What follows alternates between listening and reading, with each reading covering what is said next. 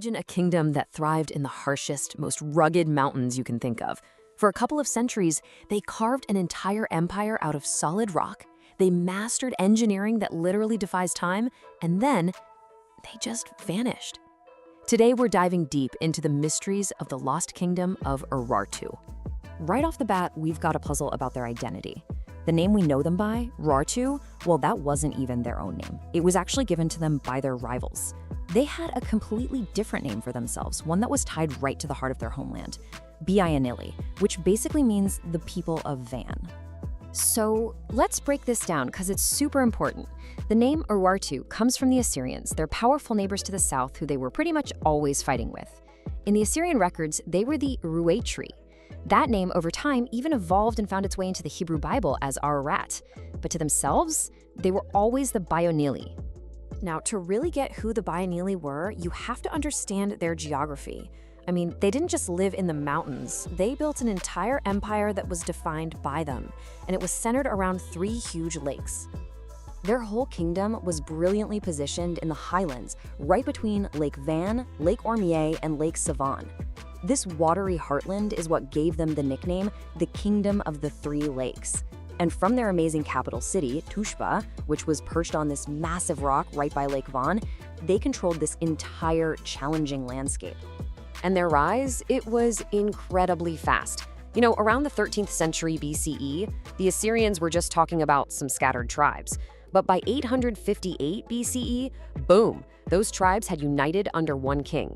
Just 20 years later, King Sarduri I sets up the capital at Tushpa, and a powerful dynasty is born. This picked off a golden age of expansion. But then, it all just comes to a sudden end around 585 BCE, when they literally disappear from history. So while their political empire might have faded away, their physical legacy is, and I mean this, absolutely staggering. They didn't just survive in this tough environment, they totally mastered it, earning the title of a hydraulic civilization for their unbelievable command of water and engineering. Just think about this number for a second. 2,800 years. That is how long one of their greatest engineering marvels has been working, non-stop. And this is in a region known for its devastating earthquakes. That's just mind-blowing. We're talking about the Manawa Canal. Its scale is just immense, 51 kilometers long, bringing fresh water all the way to the capital. But its real genius? It's in its earthquake-resistant design, a feat of engineering that has allowed it to survive for millennia in a super active seismic zone. And the craziest part? It's not some museum piece. It is still watering thousands of hectares of farmland right now, today. And this just shows you how much this meant to them.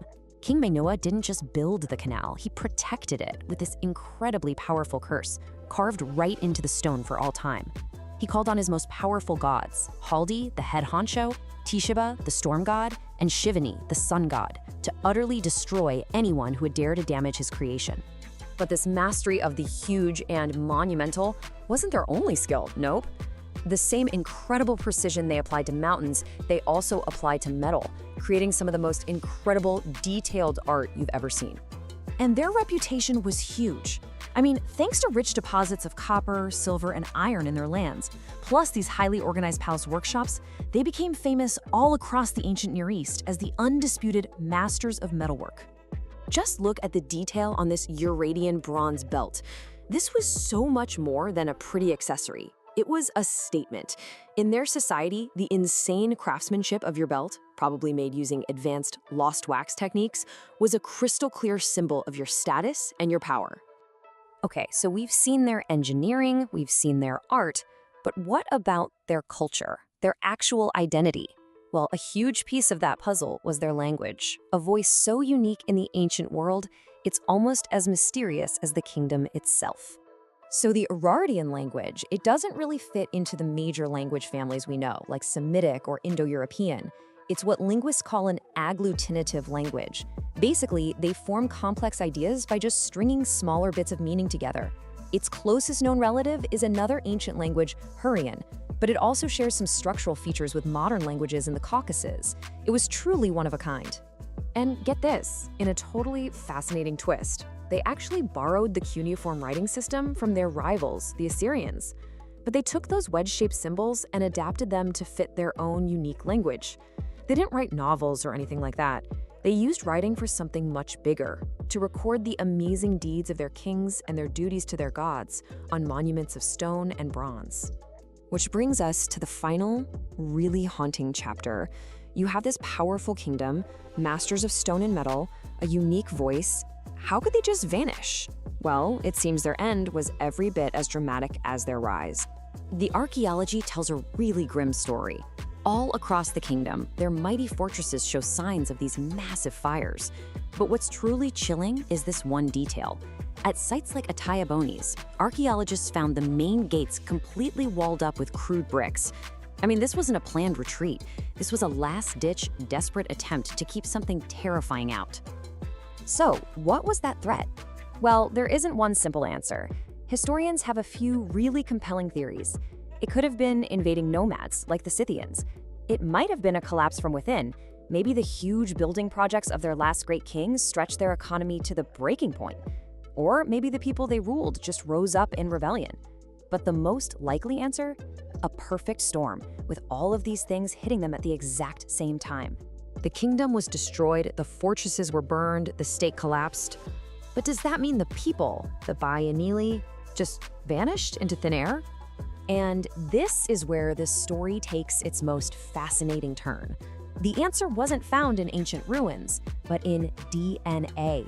A 2017 study analyzed the genetic material from ancient Urartian skeletons and found something absolutely remarkable, a direct, unbroken genetic link to the modern Armenian population.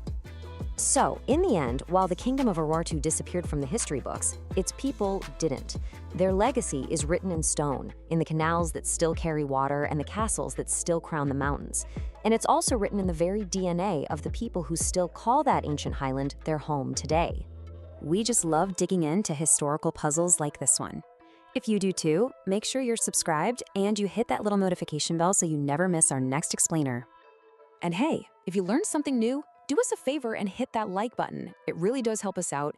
And share this with a friend who's also a huge fan of ancient history. Thanks for watching.